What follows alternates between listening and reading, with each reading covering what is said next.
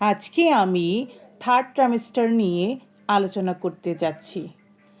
Third trimester হলো গর্ভাবস্থার শেষের পর্যায়ে, যা ২৮তম সপ্তাহ থেকে প্রসব ৩৮ থেকে ৪০ সপ্তাহ পর্যন্ত চলে।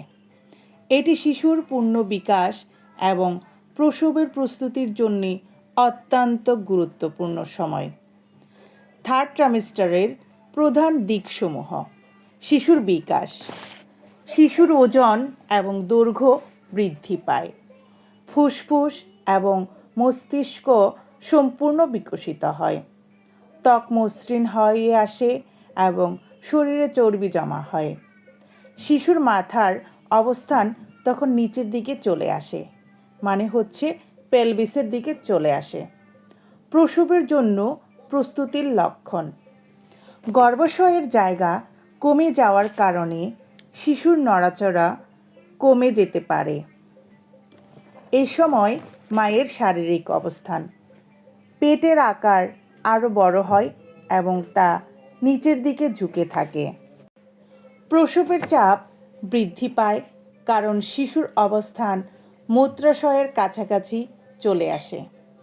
এই সময় মায়ের ক্লান্তি অনুভব চলে আসে, ঘুমের সমস্যা হতে পারে। এর জন্য মাকে সবসময় পর্যাপ্ত পরিমাণে ঘুমাতে হয়। ঘুমের জন্য তাকে আলাদাভাবে ২ ঘন্টা সময় দিতে হয়। এখন ডাক্তারি পরীক্ষা পর্যবেক্ষণ: গর্ভধারণের শেষ সময়ে নিয়মিত ডাক্তারের চেক আপ গুরুত্বপূর্ণ। রক্তচাপ, ওজন এবং শিশুর হৃদস্পন্দন নিয়মিত পরীক্ষা করতে হয়। শিশুর সঠিক অবস্থান নিশ্চিত করতে আল্ট্রাসোনোগ্রাম করা হয়।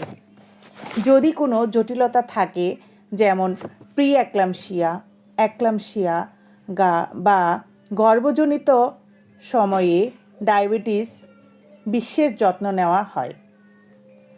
প্রসবের প্রস্তুতি: গর্ভাবস্থার শেষের দিকে অ্যামনিওটিক ফ্লুইড পর্যবেক্ষণ করা হয়। মা বাবাকে হাসপাতালে যাওয়ার সময় প্রসবের লক্ষণ এবং প্রসবের পরবর্তী যত্ন সম্পর্কে জানানো হয়। প্রসবের লক্ষণগুলোর মধ্যে রয়েছে নিয়মিত এবং তীব্র প্রসব ব্যথা। এর মধ্যে রয়েছে জলের থলি ফেটে যাওয়া, রক্ত মিশ্রিত স্রাব।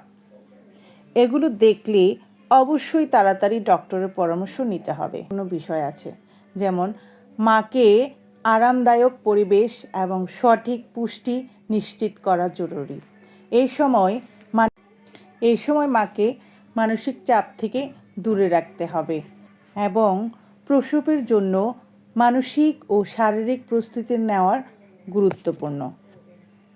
আমি আজকে আপনাদের সাথে যা আলোচনা করেছি তা যদি আপনাদের কাছে ভালো লেগে থাকে, অবশ্যই লাইক, কমেন্ট, শেয়ার করে আমার পাশে থাকবেন।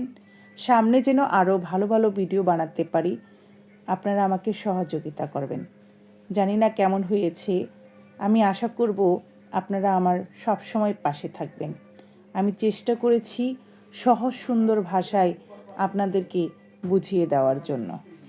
অবশ্যই পাশে থাকবেন। ধন্যবাদ সবাইকে।